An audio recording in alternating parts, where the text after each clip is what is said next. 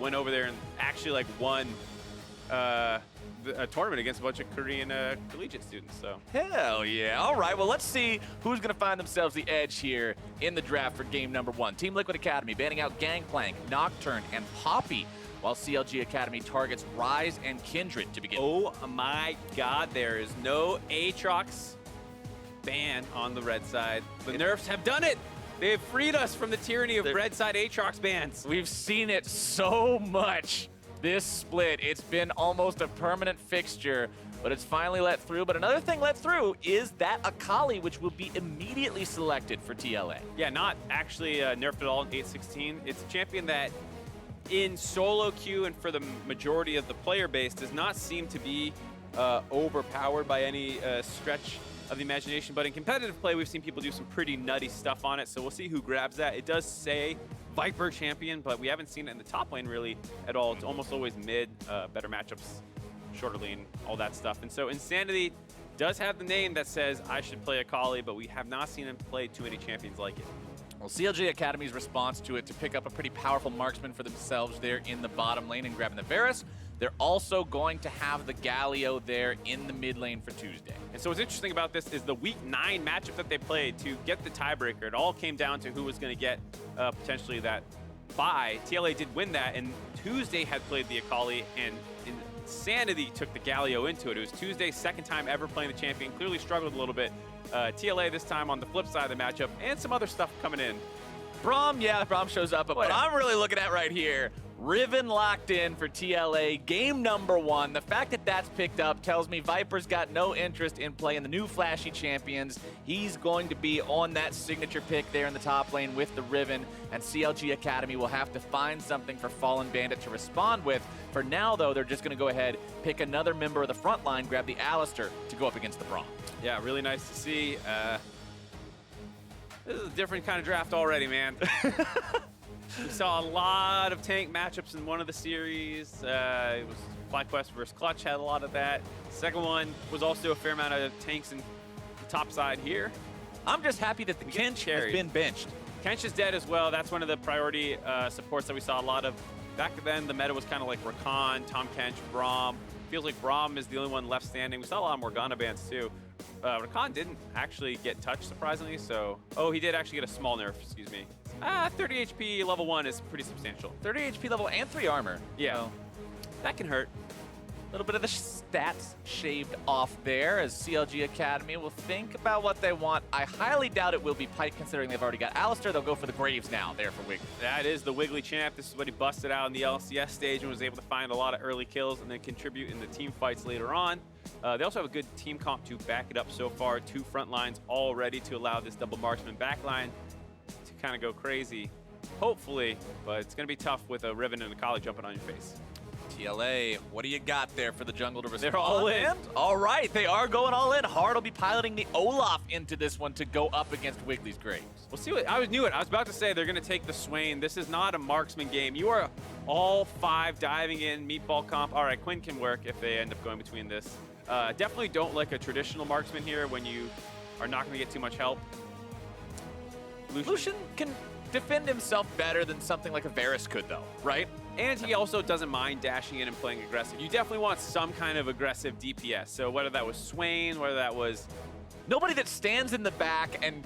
You don't want Xayah, you don't want Kate. No. None of that stuff. They're going to be stuck question mark pinging everybody else the entire game because they will receive no help as everyone else dives in. Yeah, so I like the Lucian, works with Braum, gives him a good landing phase. And this is definitely an all-in 5v5 team comp. The Jarvan getting taken in is a little surprising. Okay.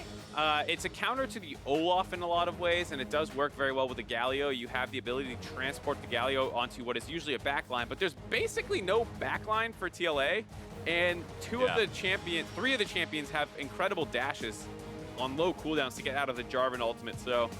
But it does stick Olaf in there really, really well. It does stick Olaf in there, but I'm not sure he's the guy you're going to be too concerned with, so we'll see how this works out. It does give them the choice to dive in if they need to.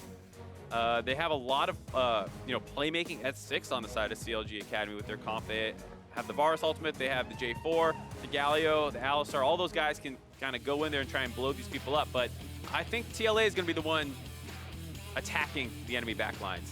Talking about attacking the backlines and blowing up, Otto's job, he has his work cut out for him this game, surviving as an immobile AD carry up against Akali, Riven, and Olaf. And even like you said, Lucian, one of the more aggro AD carries to have to play against as your opponent.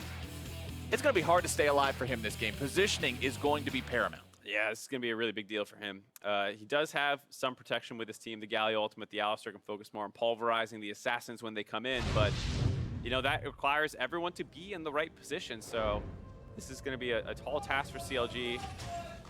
Also, TL maybe having the advantage in terms of being able to pick the fights when they want to, pre-6 as well.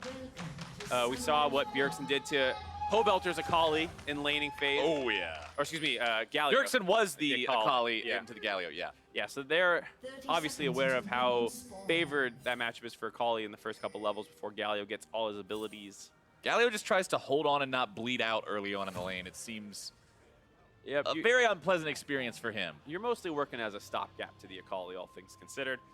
Interestingly, we see the electrocute onto Insanity, and there was something in the discussion around the changes to a lot of these that people overlook. They talked about how a lot of the cooldowns get cut in half, and then the damage should get cut in half as well, quote unquote. But if you're doing that, it actually just makes it harder to keep the same DPS that you would have otherwise, because if I have to proc something once and get 100 damage, or twice and get 50 twice, it's a lot harder to make sure I get both those together. You've got to find both windows as opposed to a single window in a larger Right, so amount. what Riot actually did with those nerfs, quote unquote, is they actually did not exactly cut the damage in half. They went more like 60-ish%, I think, or 55%, to make sure that that window isn't quite as punishing. So it's not really as big of a nerf to some of these runes as people have been saying, and a lot more about a gameplay change where you don't get bursted quite as hard. But in terms of laning, it should actually play out pretty similarly. Difficulty of execution has been raised, but overall damage output, if you can execute, should be roughly not that big of a deal. Right, because it has a little bit more than half, you don't actually quite need to hit the windows exactly as you would if it was straight cut half damage and cooldown. Sanity drops down the smoke. The obscurity, as I now know it to be called. The last time we casted Academy together, Mark, I believe was the first time we got to see Akali played in Academy, and it does not roll off the tongue. No, obscurity was still a brand new keyword back then, so I was still getting used to all that good times. And I actually believe the last time that we casted this together was also the last time we got to see these two teams face off in the head-to-head in that final week. And even though they finished in the regular season only a single game apart, remember that TLA holds the head-to-head 2-0 against CLG Academy. And I think a big part of that, because as much as we were talking about CLG, oh, there's the backwards E I love talking about. Not the best trade, but gets it back with the second electrocute proc coming up. But one of the things that we were talking about with CLG and TLA is CLG is kind of the teamwork team a lot of the ways. They have the experience of playing together for 2 years, but TLA, despite playing very aggressive, usually do draft team comps that work well together. Need a hand? You okay? We're good. All right. We're good. I had to fix my chair. Right. TLA actually has great teamwork as well, is where I was going with this. So that advantage that CLG has over a lot of the other Academy teams is actually one of TLA's strengths as well, and then they often pick more aggressive champions, as we clearly see in this draft. I just want to see how Riven and Akali are going to work together as this game goes on, because both of these champions are so damn volatile. Oh, yeah. I mean, these are your 6-0 or 0-6 type of champions. What do Riven and Akali do if they fall behind the pace of the game? They walk around and they farm and they try to catch up and they say, clear waves for me, see you at 35 minutes. But if they're ahead, you just roll into the enemy jungle. You don't care about the fact that they've got a Galio or an Alistar. You just go in there and force the plays down. It's a really weird question, because usually when you have this kind of champion like a Riven, you only want one lane that's that volatile, so you can focus on that lane and get that champion ahead, so then they can go and assassinate backlines, and you let them do that by themselves. And the reason you usually don't pick two is because you need to then try and split your focus and stop them from falling behind, because these champions are relatively useless from behind. They don't have the damage to blow the other person up, and they have to go in to be effective, so either they're dying or they're doing nothing. You have two of them on a team. It's a great choice to have to pick between. Yeah. Die or do nothing. Yeah, which one would you prefer, Captain Flower? So it's why you usually don't see two of these champions in a team comp together. So it's going to be tough for TLA, but if they do get ahead, it becomes even more annoying when there's now 2 of these people diving in and killing you. Oh, yeah. Quick update as to why we are paused here at the beginning of this first game. It appears there are some issues with the in-game sound for Wiggly that are being investigated and checked right now, so hopefully that'll be taken care of and we can get back into the game. Hopefully that's not desynced or something, some weird mess that you have. You shoot a chicken and you don't hear it make the bakak noise for an extra second. That could throw you off. I could throw you off, Mark. Is that a specific bug that you know about? No, I was just throwing something out. I was like, why are we talking about chickens? I think jungling, I think the chicken camp. That's what you think? Whenever I need to clear my mind, you know what I think about, Mark? I think about the first chicken clear with Skarner. You know what I think about? It is the most boring thing in a game of League of Legends. I think about the injustice of calling a bunch of raptors chickens. They're chickens. That is an insult. We called them wraiths for about a year and a half after they got changed. That was a changing times. It's 2018 now. It's 2018. We can call them raptors. We can also call them chickens.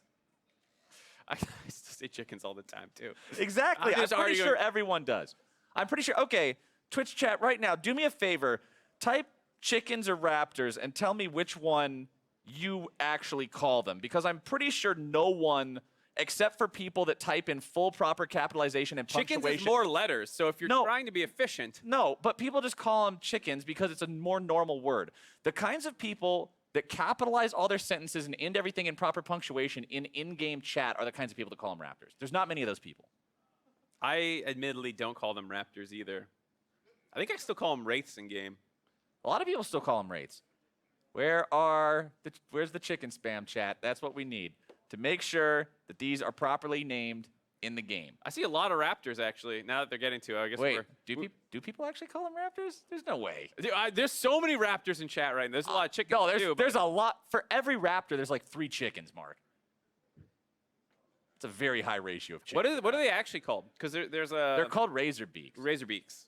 No one calls them that. I have good joke. I'm pretty sure in my 8 years of playing League of Legends, even though they were wraiths for like 5 of that, I have never heard anyone call them a razorbeak.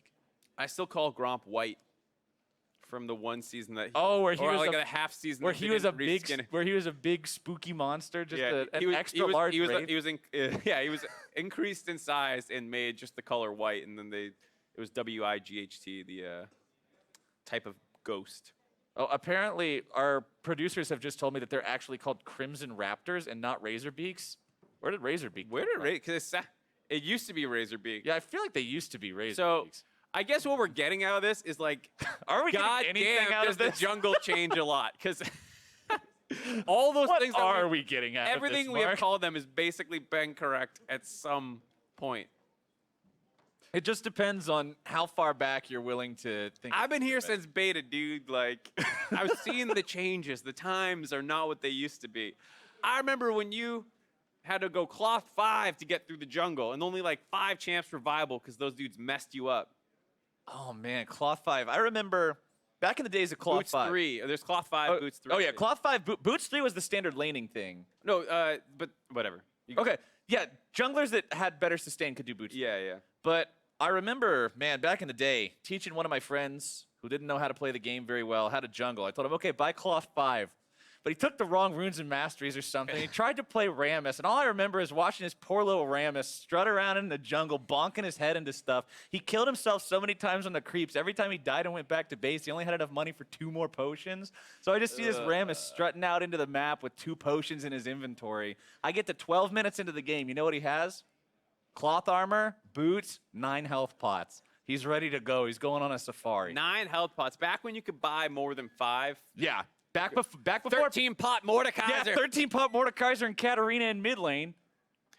So what I was gonna say is I actually kind of liked the season 2. The jungle just didn't hurt you back then. So what you would do is you go boots. Wait, was that when it was a giant meme and everybody just bought Spirit Stone and you could jungle and take 0 damage? So it wasn't the Spirit Stone stuff. It was just like they just didn't hurt you. So you went boots 3, and then you would go Philostone, Heart of Gold, Oracle's Elixir, and the whole metagame so much. The whole metagame was that the jungler just and by the way, your mid laners are taking your Raptors on cooldown. Yeah, all you were was an Oracle bot. It was the worst thing ever. I'm not gonna say that like it was extremely fun to play, but it was a cool metagame where both the junglers are basically walking ward clears, and with oracles back then, if you killed them, they lost it. And you kept so it the till you first died. jungler to int gets 9x, and the other one gets honored. But even though there it was rewarded no honor. game knowledge a ton because I was. No, it didn't. It rewarded not having your team abandon you. It rewarded you for knowing where the enemy jungler was and how they were clearing and stuff. Because if I knew where you were, I could avoid you, clear all your team's wards, and make you feel pressured. But if I knew where you were, I wanted to fight you because that's what League of Legends is about. I played Maokai.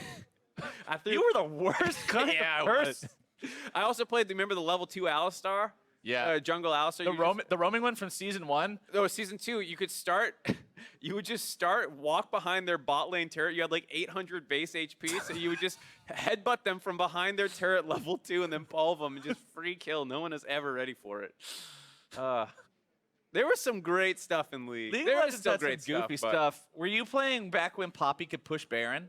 Oh, yeah. Blitzcrank could hook him. Yeah, you used to be able, for those of you who aren't aware, chat, Baron apparently used to be coded as a normal minion and not an immobile one. So Poppy and Blitzcrank could move his big, goofy self, and you could just shove him into the enemy base, and he would still have so much regeneration because he's Baron and, you know, he has an aggro range like every other camp. You just shove him into the base, and then he's immortal, and he just destroys everything. Speaking of Poppy, oh my God, old Poppy was an abomination. Triple Philostone.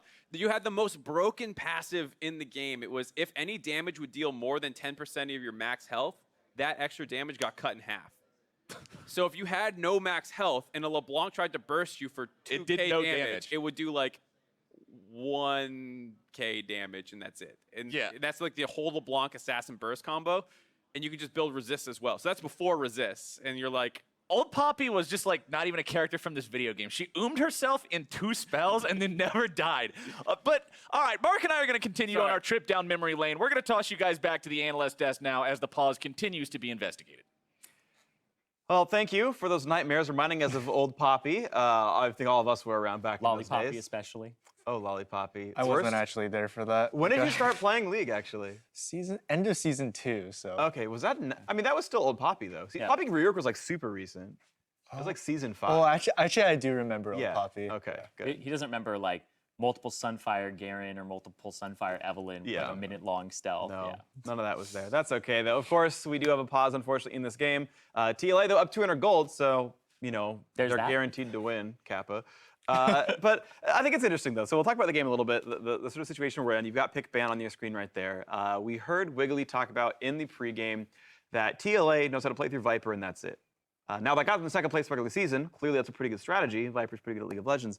So looking at this draft, looking at these compositions, the fact that there's a Riven versus Jarvan top lane, is this a Viper 1v9 game? I think it's actually slightly different because when I look at TLA's draft, it's literally saying we can play through any lane. They have a Kali, they have Lucian Braum bot lane. They also have the Riven top, so they can play through any lane. And I think for CLG, it's more defined by them making a play on bot lane at level 6 with Galio ulti, or they can also do the same thing on top. So they're not really playing through mid, and it's just going to depend on whether or not CLG can like snowball from the side lanes. And if they don't end up snowballing, then there's a possibility of Lucian Braum, just all their lanes just winning just straight up. I think that like that 2-on-2 in the bot lane and all the solos especially are just all advantaged. Yeah, I would give the advantage to TLA's bot lane for Lucian Braum because it's a really strong duo, and for Varus Alistar, you're kind of just sitting there to farm and maybe look for the level 6 play. But as for top lane, I think that it's kind of just to see whichever top laner has their jungler up there and whoever gives more pressure. But it is Viper Riven, so who knows? Look at the Olaf ganks anyway. Yeah, it's kind of the X factor there. When I look at this draft, I'm kind of, CLG look like a combo team to me, Jarvan plus Galio, and you can make plays and be very proactive and dive. So if they get ahead, I expect them to make a lot of plays where they're kind of fighting for turrets and forcing the pace of the game, because TLA's composition, and actually both compositions, honestly, lack a lot of wave clear. So this isn't going to come down to sieging. This is going to come down to a lot of fighting, I think.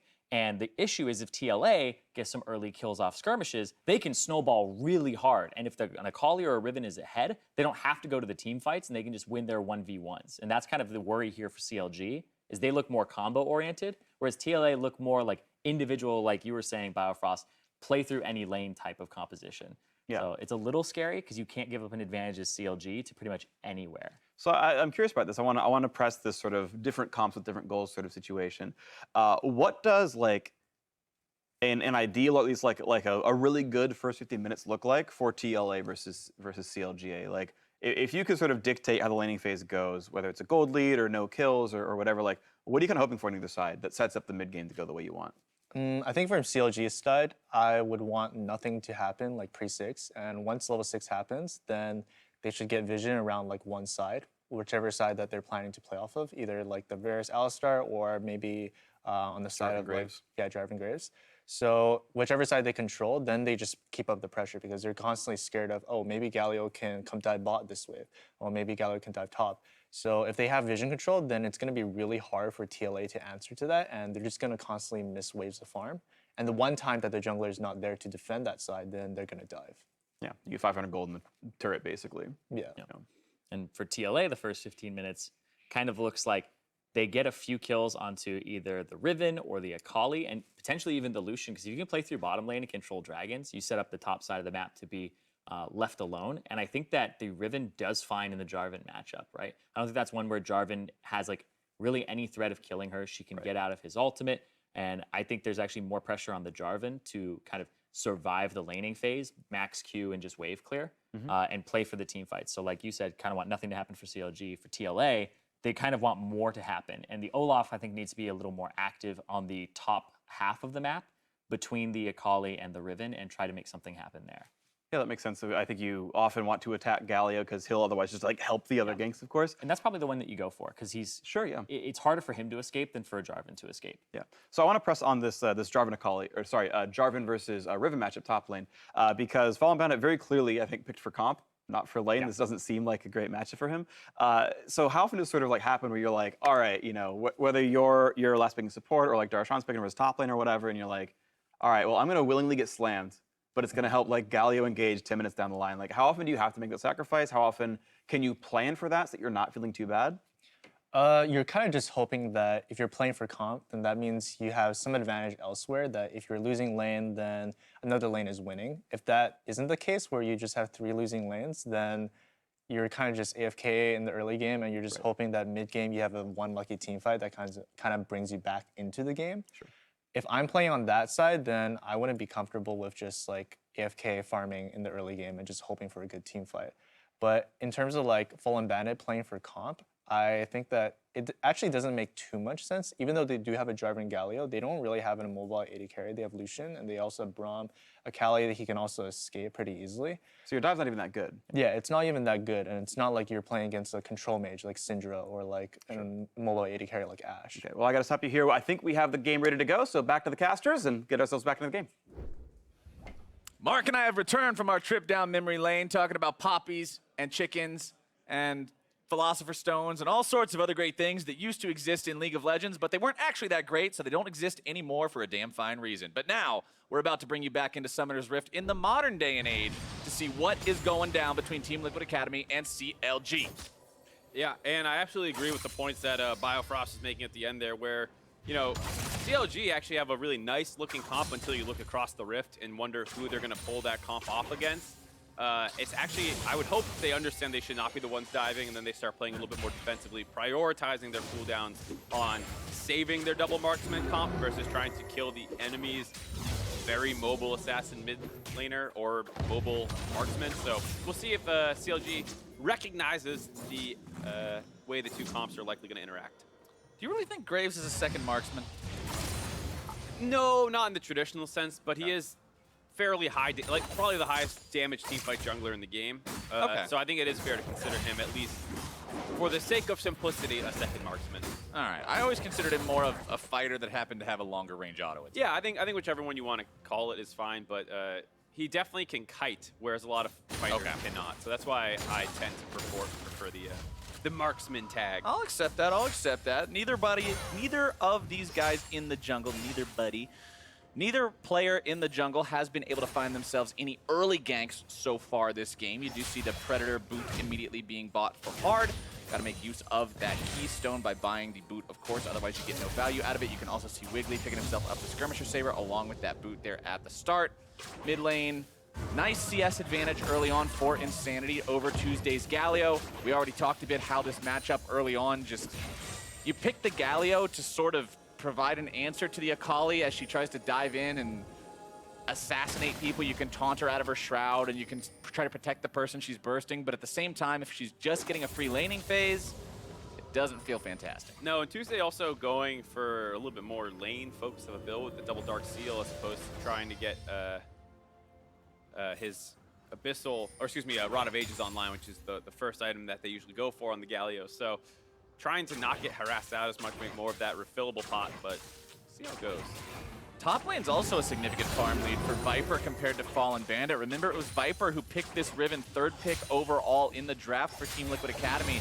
CLGA did have the opportunity to respond to that with what they wanted, and what they wanted was that Jarvan, but Fallen Bandit is not doing much to keep Viper down, which is honestly a pretty tough task. Yeah, it's a little scary when both their solo laners are taken blind in the first part of the draft, and you come up with 2 losing lanes that are supposed to combo together not even particularly well. So we'll see, you know, if they find better answers in the future, because otherwise this looks like a massive advantage for TLA on blue side, which a lot of people feel like already is a little bit of the favorite. But with some of the global bans, you know, like the Aatrox no longer being needed to be picked up, you might be able to see a little bit more flexibility on red moving forward. And you can already see almost a 500 gold lead for Team Liquid Academy, even though there are no kills or objectives on the board, just because of the way the lanes are playing out. The early leads that they've been able to find through these strong solo laners that we were talking about is one of the reasons why this team has been as successful as they have in Academy so far this split. Right, and Wiggly does have the farm lead on the Olaf, which is nice to see, as you should. But that's a small compensation. I wonder if what these guys' mental state is after a fairly long pause at the very start of a best-of-5 for a bunch of players who have not had very much stage experience. You got to imagine that this is less than ideal for them. Oh, absolutely. Pauses are something that you can see get to players even that have plenty of experience playing on the stage. But as you said, a lot of these guys, this is some of their first experience here. Getting used to it, having to play in the higher pressure situations, going from the best of 1s of the regular split to the best of 5 now here in playoffs. Hard moving into the enemy jungle, looking to steal this red buff away from Wiggly. Does that just fine. He has level 6 and Wiggly does not, so Wiggly wanted to get the hell out of dodge before that turned dice. Yeah, not much you could do about that. Also, his mid laner was back in base, TPing back in. And the top lane has pressure as well, so that's definitely not something Wiggly can fight over. Good decision, you just pop the wall. Don't get greedy for it. Try and go back to farming, but a nice invade by Hard. The first interaction of the junglers. Fallen Bandit doing a good job in the top side, trading back and forth with Viper, just getting the instant Dragon Strike into the auto passive to make sure that he gets a quick trade that Viper doesn't really have much of a chance to respond to, considering he's too close to the turret to go all in on any kind of a big combo. Bottom side, you can see nobody level 6 just yet, but they are getting very close. And that means everyone on the map will soon have ultimates available, which means hopefully someone will be looking to make a play. And that's really when CLG's comp should start coming online a little bit more. With the Galio getting the global usage, as well as the fact that his laning gets a little bit, not better against the Akali, but just easier in the fact that your wave clear does a little bit more. You're able to not get as poked out as you are when you don't push the wave quite as fast, and you need to sit next to Akali in that shroud for a long period of time. Hopefully that allows him to get on the map, because otherwise I think TLA is more than happy to kind of just take this extended laning phase, keep building up those CS advantages that they have in every lane and the jungle right now. Yeah, it's not really about getting to a point where you can fight the Akali. It's just interacting with her as little as possible by wave clearing in a super effective fashion. Right, and then getting somewhere else on the map and trying to impact it. Obviously, you heard them talking about how their ultimates all work very well together. You can start things off with a Varus ultimate and then chain it. We go top side. Viper finds a little bit of damage onto Fallen Bandit, but by a little bit, I mean a very small amount. Just barely puts a dent in the HP bar there. Fallen Bandit takes a swig of the Corrupting Potion, and Insanity's standing right on top of a ward here, so Team Liquid Academy quickly going to realize this plan is not playing out the way they expected it to. Fallen Bandit gets himself back far enough to not fall victim to the 3-man dive, while Wiggly sees the opportunity to clear out some vision on the other side of the map. Yeah, but CLG are going to respond very appropriately. They use their time in the mid lane to push it, start working their way down to potentially threaten to dive, but TLA actually have pretty good vision control to spot anything coming. They have some wards in the river, they have some wards on the red buff to spot if they go down that path. They see that no one's coming, and they actually don't really need to back off the turret at all. CLG instead, looking like they're 5-man scuttle crabbing. Just making sure they've got it secured, that's all. Don't want to have your jungler end up They pulled the Drake out. I was like, they are standing in the river a long time. See if they can make this play happen here. It's Phil going into the front lines, looking to provide the crowd control onto Joey. Still tanking things up with the ulti. First blood comes through there for Wiggly. CLGA now trying to get everybody out. Phil's going to be taken very low, taken down now. Shoryu grabbing the kill on now, and the Jarvan ulti comes through. Tuesday grabbing the kill now onto Viper. It's 3 for 1 overall for CLG Academy. Make it for a double kill for Wiggly. And there we see the first time that they all go at it. TLA taking a straight 5v5 versus the comp, and CLG very intelligently not blowing their cooldowns on Phil's engage is one of the most important things that they did in that fight. They actually held it for the assassins of TLA to collapse. And did not get overeager trying to finish the Braum off. And I gotta say, very smart play out of them. Rewards them a ton of kills and the first Drake of the game. So already dealing with TLA's aggressive comp well. All right, let's take another look at how it happened with this fight breaking out of the Drake. So right away, they just go on to Joey, and they want to punish him for walking forward, chunk the Braum out as much as they can. Great, the TP's finished. Phil flashes in, and Fallen Bandit can follow, but Tuesday makes sure he doesn't drop his ult, and they stay all pumped up. And now it's a very nice engage. The exhaust does come down on the Viper to stop him from getting too much damage in. And then this is where the Galio taunt can come in, the Galio ult can come in and knock everyone up and make sure that they keep Auto alive through all of that. So super smart play out of CLG. Not all tunneling on following up on Phil's flash engage. Really good stuff. Puts them at an almost 1,000 gold advantage, considering they were down earlier. It means that that fight was quite a big turnaround for them, along with getting the Earth Drake, which will be very effective for grabbing objectives later. And you can see in that last team fight, when Tuesday has the opportunity to slam down with the ult onto multiple people, taunt multiple people, Winds of War hits multiple people, he's going to top some damage, Joe. Yeah, I mean, TLA have a lot of dive onto a backline, and that's great, but you definitely don't want to do it through all 5 members of the enemy team. And that one mistake could be a big problem. You heard what the desk was talking about with the lack of wave clear available for both comps. The fact that they kind of have to go in to be effective. And when you fall behind, you suddenly can't deal with this fighter / marksman Graves sieging your turret down mid lane. You're in a lot of trouble, and that could have been already a back-breaking mistake for TLA. You saw Wiggly throw out the ulti there just to force Insanity back so he couldn't sit under the turret and clear and continue to farm. Does make him return to base and heads back into his own jungle to continue farming up now. Hard will be forced to clear out the mid lane here, and with his own mid laner back, that means he's not in a position to invade the enemy jungle again and try to steal away that red buff like he did last time. So Wiggly will make sure he maintains control over his topside jungle this time around.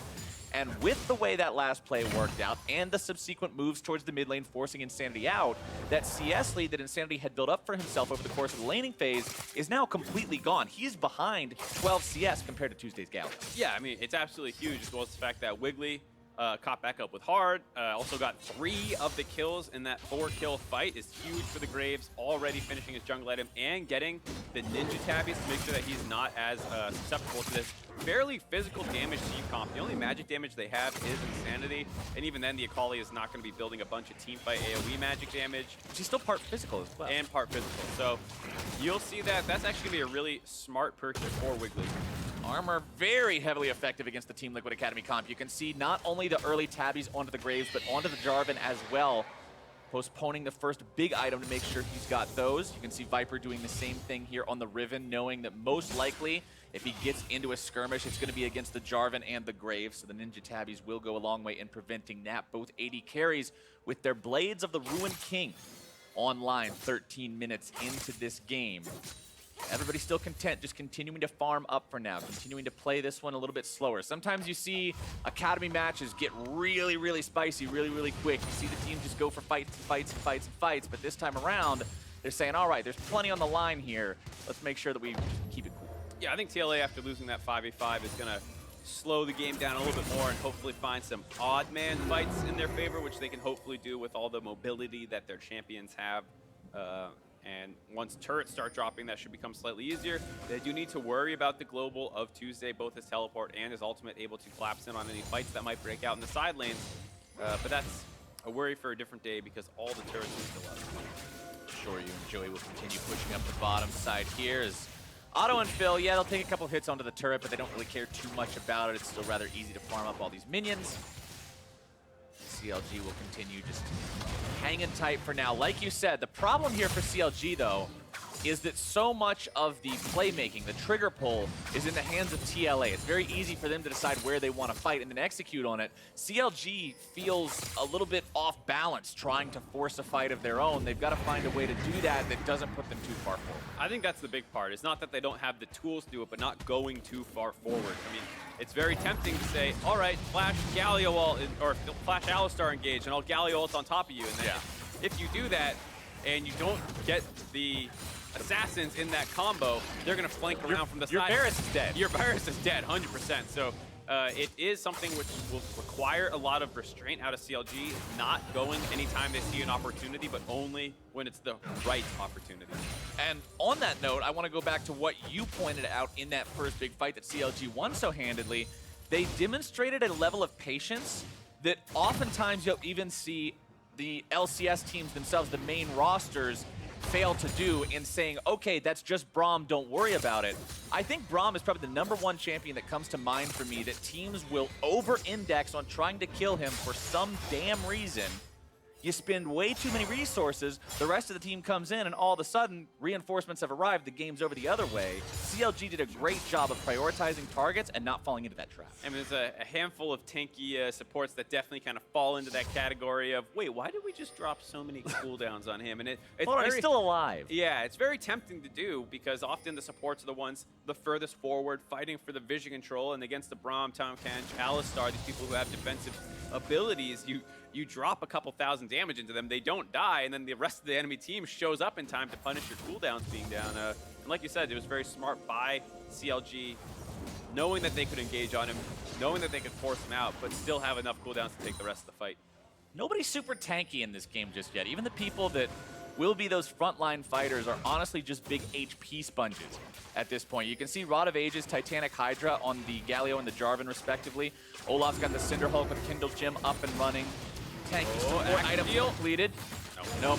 Over the wall it goes, but it just ends up giving Wiggly a little bit of extra help as he waits for the smite to make sure he secures that one. As Tuesday heads himself back into the mid lane, that Rod of Ages stacked up to 6 out of 10, so nearly at maximum efficiency on that item. Insanity with his Gunblade. One of the most niche items in the game. Very useful for only a few champions, but the champions it is useful for, it is just absolutely mandatory. Oh, yeah. And right now, in terms of meta, that basically falls on Akali. Katarina, another one that really enjoys it. I've not seen too much in competitive play. As we see potential fight here. Otto might be in some trouble. 3 versus 2 is not a fight CLG's going to win anytime soon, and Shoryu picks up the kill. Yeah, kind of hard to disengage from Olaf when he gets to start on your face. A lot of times the trouble of Olaf is getting there, but hey, if you are instantly starting the fight with all your cooldowns up right next to the guy, and especially when it's a marksman, you're going to have a pretty good time. I love how tilt-proof Phil is immediately donking the bell after his 80 carry gets He's like, all right, not bad. He's like, all right, here you go. I'll applaud that one. Nice play by Hard being able to sneak into that brush. Finds a kill back for their bot lane, but doesn't feel like they're going to be able to grab anything off that. The rest of CLG Academy rotating down. And here's what we're talking about. Usually the struggle of Olaf is getting into this range, but yeah, when you start there, that's a dead guy. I think Otto immediately after flashing was like, why did I just flash? It's like there was no point in that. He does save the heal. He saves the ultimate. He realizes there's no way out immediately after the flash, but fortunately for Team Liquid Academy, they do get the summoner along with the kill. Yeah, that's one of the things that's sometimes funny to watch in pro play is that they are so fast mechanically reacting to things. Sometimes their brain's lagging a little bit behind, and you say, flash that! And it's like, okay, nice, but probably shouldn't have. Yeah, exactly. You see that all across the world, all levels of pro play. Just their mechanics are too good sometimes. Top side. Jungle clear for Wiggly. Continuing along as efficient as ever, working towards that black cleaver there for the Graves for second item. Still sitting on the 3 kills that he got earlier that have helped pad that economy, make sure that he's able to stay with the curve of the game, maintain that relevance there on the Graves. Has the black cleaver completed now in the inventory. This game is not going anywhere anytime soon, Mark. We're just about 45 seconds away from when Baron spawns, so we may see the teams get a little bit more eager to make something happen around vision plays for that objective, but with the game being as deadlocked as it is, one big mistake or one big well-executed play could determine the tempo for the rest of the game. Definitely not what I was expecting heading into the 20-minute mark of this game, to only have one turret down and it being the mid lane of TLA. Not at all what I thought it would be, and it kind of speaks to the fact that CLG has done a good job kind of controlling what should be a very aggressive Team Liquid Academy. But one thing I'll say about Viper and his Riven, the reason it's so good and he still gets picked in competitive play versus solo queue, is his ability to find good opportunities in team fight and split push situations, which is usually hard to do on the pick. And that's one of the reasons you often don't see it in competitive, is that it is a very hard champion to execute on. But time and time again in the Academy, Viper has found those plays that are usually so hard to do, and he does it when he's not even ahead. I mean, if you're a 6-0 Riven and your job is to flash onto a backline, great, but he does find other opportunities as well, even when he is something like 0-1-1. He also has hit that 40% CDR mark on the Riven, 30% in the inventory, 10% on the Transcendence with the Sorcery Rune. So he's got an incredible amount of mobility, whether he's going into the fights or escaping the collapses from the split push. Fallen Bandit will have to just be content farming it out with him, making sure he keeps those waves cleared so Viper doesn't have the opportunity to do anything really aggro here in the side lane. Tuesday charging forward mid, but won't really find the opportunity to do a whole lot as Insanity gets himself away with the Shroud. Fallen Bandit going to be on the wrong end of a trade up against Viper here. This is a really hard game to predict, because it does feel like if CLG Academy play the team fights properly, use their defensive cooldowns on peeling, that TLA will have a hard time winning those fights. But TLA also feels like they should have the split push advantage should the game stall out too late.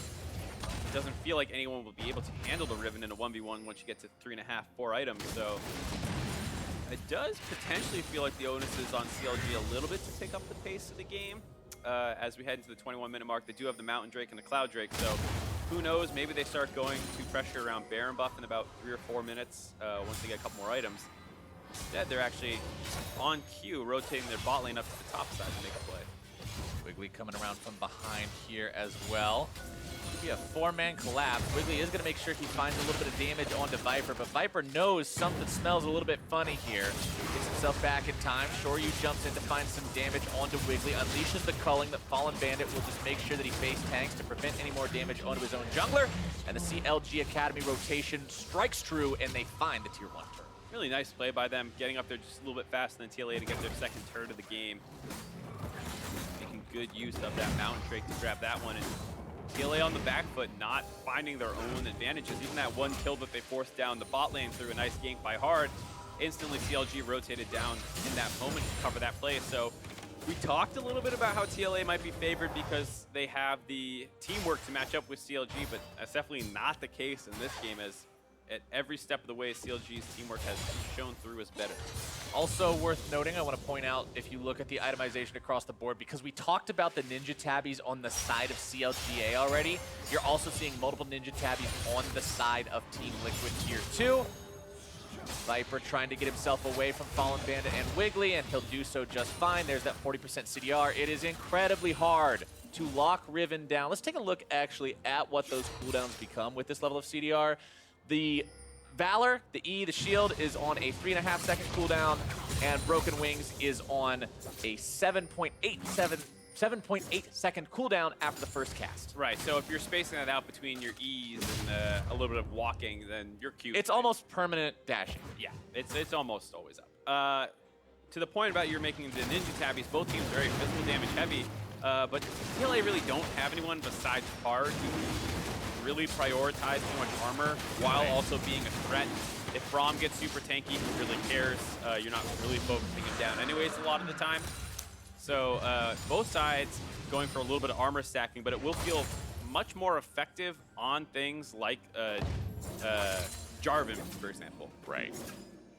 Insanity will continue farming up here in the mid lane. Does have the Oblivion Orb, so the extra magic penetration will be helpful against a team that is largely prioritizing that armor. Like we said, magic not going to be the name of the game this time around. Still less than 1,000 gold separating these two teams. Otto and Phil here in the top side, farming things up. We talked about these guys a little coming into the game, how Otto's normally this very reserved person. But then when you saw the comms at the end of the last match, the quarterfinals that they played to get here, very hyped up, very fired up, ready to go, talking about his heart pounding in his chest getting into this game, winning that last best of 5 in the 5th and final round to get here. Definitely hit a new level of excitement. A pretty talkative guy at other times too. We had him on NAAL tonight a couple times. Afro, he's quite the character. Also, if you ever watch Afro stream, it's usually the two of them being goofballs, so. Just having a good time together. Yeah. And this game kind of feels like he's relying on his team a lot to protect him, and it feels like a lot of comps kind of come down to that. You heard them talking about last week he was on the Kaisa, and he had to initiate for the Galio because they had no other tools, so a lot of times he would ult in, Galio would ult him, and then he'd have to flash out reactively. Not quite as much mobility this time, but it still feels like a lot of CLG's game plan will be about if they can keep him alive from the assassins. Top lane being shoved out by the side of CLG Academy. Bottom side, you can see Fallen Bandit doing the same thing for the squad here, as they will put down plenty of vision around the Baron Pit. Control wards being placed down now as they sweep out the rest of the brushes with the trinkets, seeing if maybe they have the opportunity to set something up, but it doesn't look like it. I like the fact that they're trying to make a play happen here, but Team Liquid is not playing into it. As we've already mentioned, CLG is just sort of trying to make these smaller movements, because if you try to go for anything too audacious, it's very easily punished. But I do like the idea overall. We said, you know, around the 25-minute mark, start looking at the Baron buff, because the enemy team doesn't really have any range. So when they face check it, you have a good opportunity to chunk them out without being too committal, or with the Mountain Drake on your side and the double marks, maybe you can just finish it off.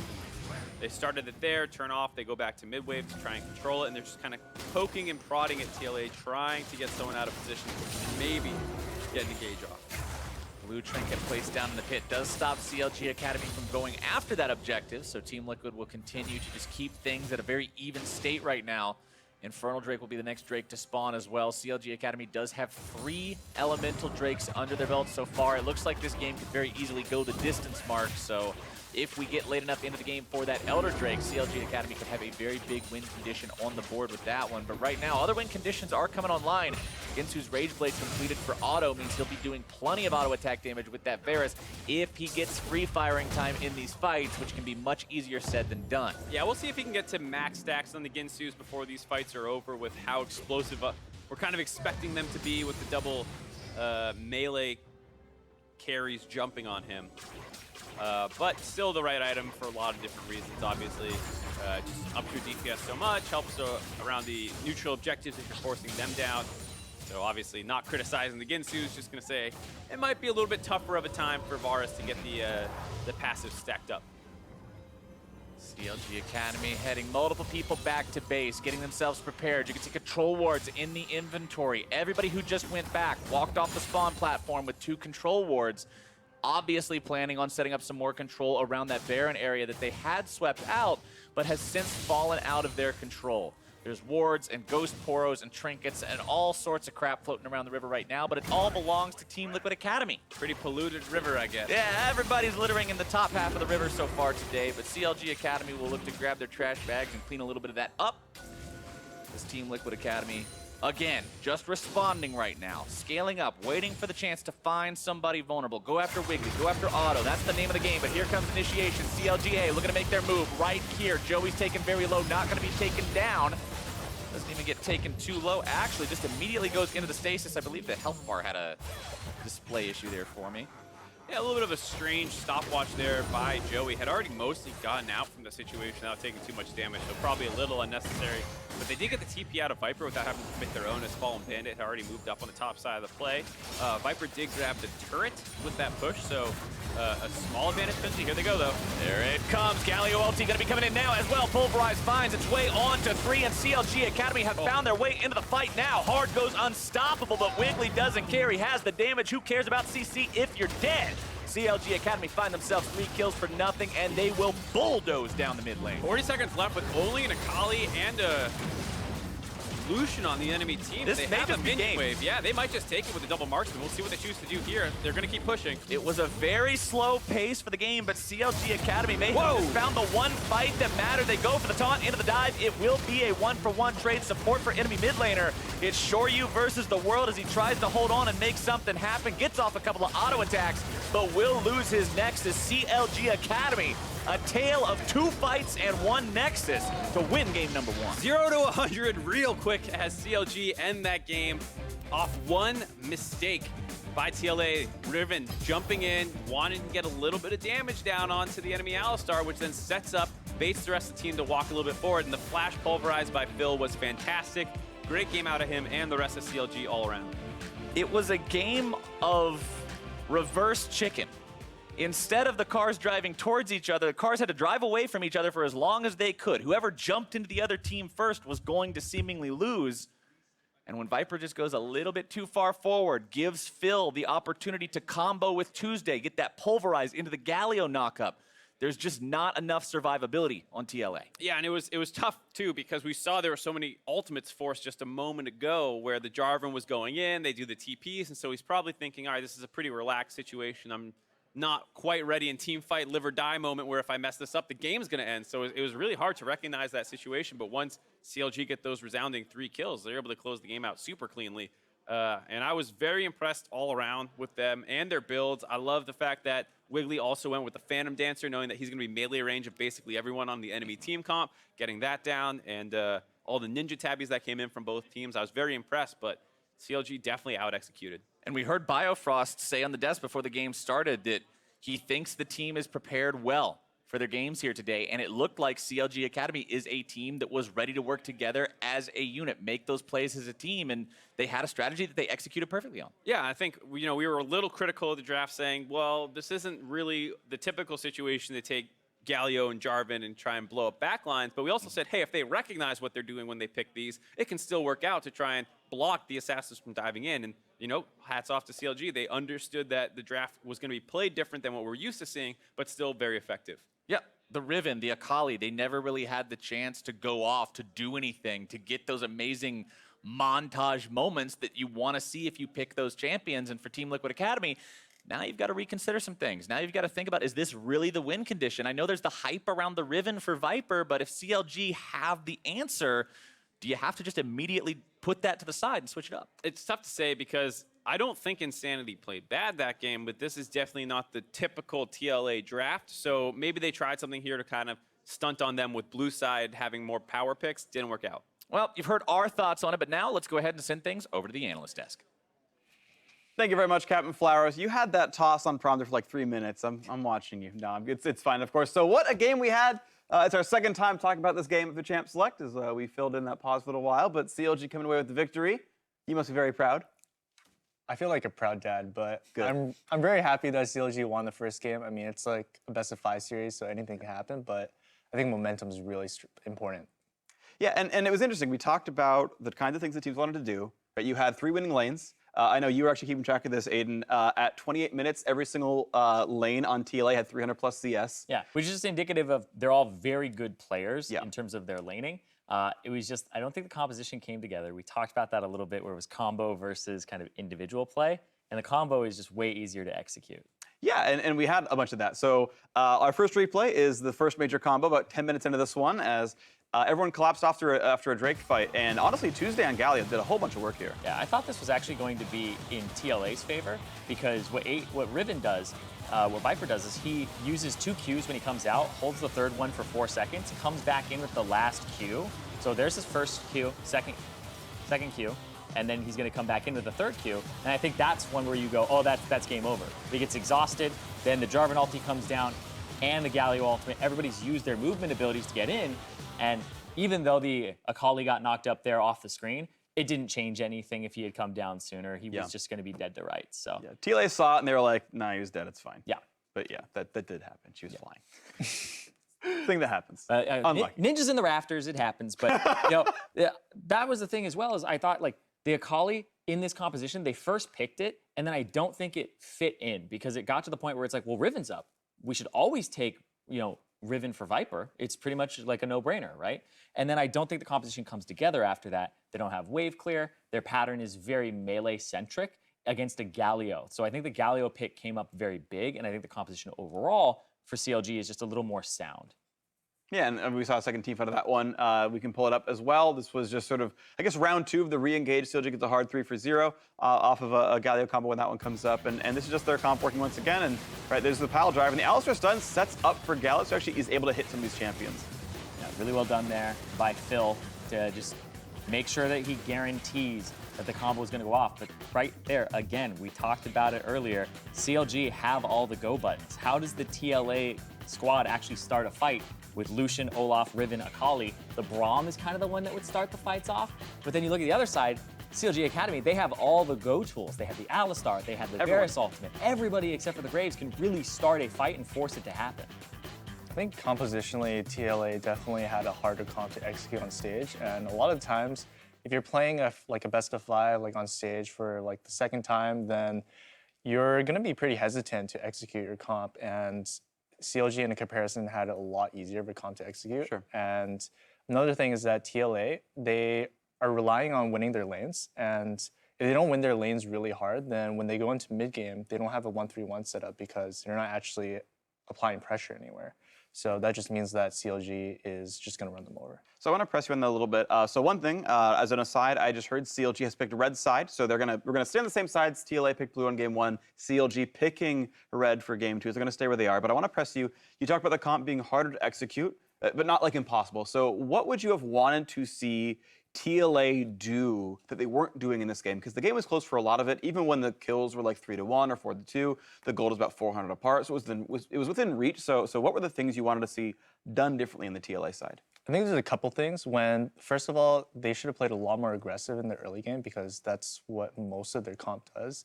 And they can get a lot of advantage by playing really aggressive either in the bot lane or in the top lane. One thing that was really important was that Akali actually lost her mid-tier 1 really early on in the game, and that just means that Galio is going to have a lot of pressure.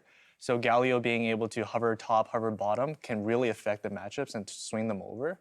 So those two things are like really what kind of made TLA not have the best footing going into mid-game. Yeah, and I think they tried to play a little bit too much to the win condition of CLG and have fights. I think being able to play your laning phase and play it aggressively, because if all 3 lanes are winning, the jungler can't be everywhere. So he's ganking 1 lane, you're winning 2, right? And what happened was they ended up giving up an opportunity to get the bottom turret because they just said, okay, the other team, we have our jungler here, because Olaf was bottom, right? This is when the swap from CLG came out to go topside and they got a turret. You could have pressured bottom, gotten that turret, potentially forced it to the tier 2, or even just went and swapped yourself. And I think that's where they gave up a lot of pressure and momentum in the game, because then they had the entire top side open, which meant they had no middle, no top turret, and that gives Baron control over to CLG, which we saw them kind of sweep it out and take the game into that area, which with a team fighting composition, you have to face check them, you have to walk up, and they can play around that area and kind of put pressure on you and stop you from winning all 3 lanes at that point in the game. Yeah, it's very telling in a game where TLA had 3 winning lanes. I think all of them were up CS at various points in time. They all mostly had the push. It was CLG who got every neutral objective. They got the first 3 Drakes, got that Rift Herald, and it's like, how does Riven versus Jarvan not just have Olaf walk up and grab Herald and just solo that, right? Like, how does he call it not keep the Galio push with her infinite mana pool to make sure that doesn't get stopped? And yet, just Wiggly's walking around the map taking every objective. So some misgivings here on TLA side. Either way, CLG Academy does start the series with a win, but there's plenty